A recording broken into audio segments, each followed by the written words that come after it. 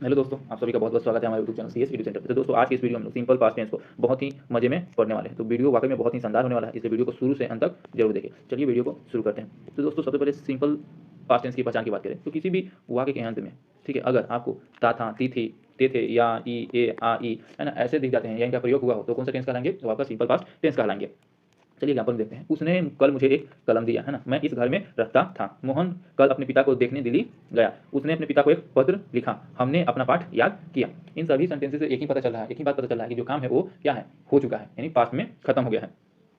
चलिए तो अब इनको बनाना है वो कैसे सीखते हैं। हम लोगों ने चारों जो वीडियोस है ना, प्रेजेंट टेंस की जो पढ़ी हैं, उनमें हम लोगों ने क्लियर कर रखा है कि सब्जेक्ट क्या होता है ना, वर्ब क्या होता है और ऑब्जेक्ट क्या होता है। इसलिए हम लोग इस वीडियो से अब सिर्फ स्ट्रक्चर पर ही फोकस करने वाले हैं, ठीक है। अगर आपने वो चारों वीडियो देखा है तो हम उम्मीद करते हैं कि आपको बहुत बेहतर ढंग से समझ में आएगी। अगर आपने नहीं देखा है तो आपको डिस्क्रिप्शन में और लिंक दे दिया मैंने, आप वहाँ से जाइए और पहले उसे देख करके आइए, ठीक है।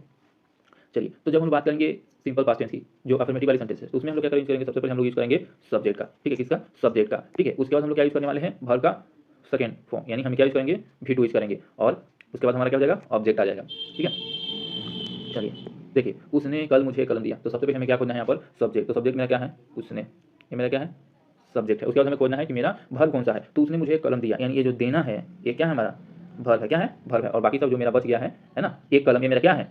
ये मेरा है ऑब्जेक्ट, ठीक है। और ये कल दो मेरा टाइम हो गया। तो उसने कल मुझे कलम दिया, तो सबसे पहले सब्जेक्ट लिखा, V two me a pen yesterday. तो गिव का वी टू क्या हो जाएगा? गिव हो गया। He gave me a pen yesterday. उसी तरह मैं घर में रहता था, I live in this house. Subject, verb और उसके बाद ऑब्जेक्ट। मोहन कल अपने पिता को देखने दिल्ली गया। मोहन वेंट टू दिल्ली, है ना। गो का भी क्या हो गया हमारा? वेंट हो गया। तो Mohan went to Delhi to see his father, ठीक है। हमने अपना पाठ याद किया, तो हमने मतलब वी, याद करना लर्न, और इसका भी क्या हो गया? लर्न हो गया। तो वी लर्न आवर लेसन, है ना।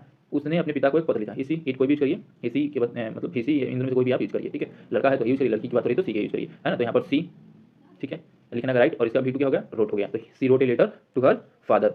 तो पीछे बहुत आसान है, बस आप ये जो स्ट्रक्चर है इसे आप क्या करिए? अपने माइंड में रखिए और इस हिसाब से, है ना, बहुत सारे सेंटेंसेस बनाने की कोशिश करिए और ट्राई टू स्पीक, है ना।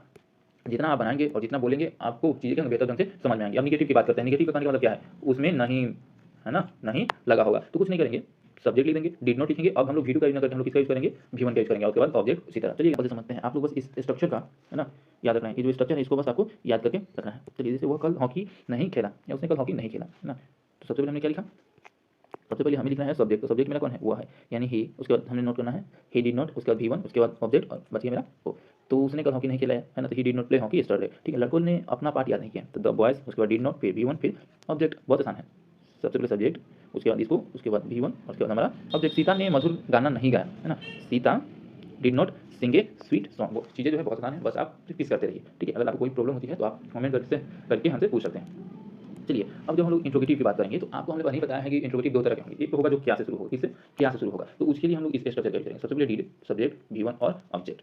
देखिए एग्जांपल से, है ना, क्या उसने किताब पढ़ी, तो सबसे पहले हमने क्या लगाया? डीड, फिर सब्जेक्ट, फिर वी वन, उसके बाद मेरा ऑब्जेक्ट। तो did he read a book, है ना। क्या मैंने तुम्हें कलम दी, है ना, तो did I give you a pen. Did, subject, V one, उसके बाद हमारा ऑब्जेक्ट। बहुत आसान है ना। क्या तुम्हारी माँ तुम्हें प्यार नहीं करती थी? Did your mother not love you, ठीक है। अभी नोट यहाँ क्यों लगा? क्योंकि हमें पता है ना कि सब्जेक्ट के बाद ही हमें नोट लगाना है, तो सब्जेक्ट के बाद लगा दिया हमने। तो डीड, सब्जेक्ट, है ना, नॉट और वर्ब, फिर बचिए जो क्या हुआ है, यहाँ नहीं आती थी, तो डीड, है ना, सी नॉट कम हियर। चीज़ें बहुत आसान है, बस प्रैक्टिस करते रहना है। चलिए अब जो होगा हमारा कौन सा होगा? वो डब्ल्यू से शुरू होगा। उसके लिए हम लोग देखते हैं, कुछ नहीं करना है, सबसे पहले डब्ल्यू से ऐड करिए, बाकी जो चीज़ है वो हमारा सेम का क्या रहेगा? सेम ही रहेगा। देखिए, तुम मेरे साथ क्यों नहीं भागे थे, डब्ल्यू एच वर्ड जोड़ दिया, और बाकी चीज़ें उसी तरह। Why did you not run with me, Kim का क्या होता है? वाई, है ना। तुमने किसकी किताब कक्षा में पढ़ी? Whose book did you read in classroom, है ना। तुम्हारा भाई कल यहाँ आया, कल कहाँ गया? कहाँ, है ना। तो where did your brother go yesterday.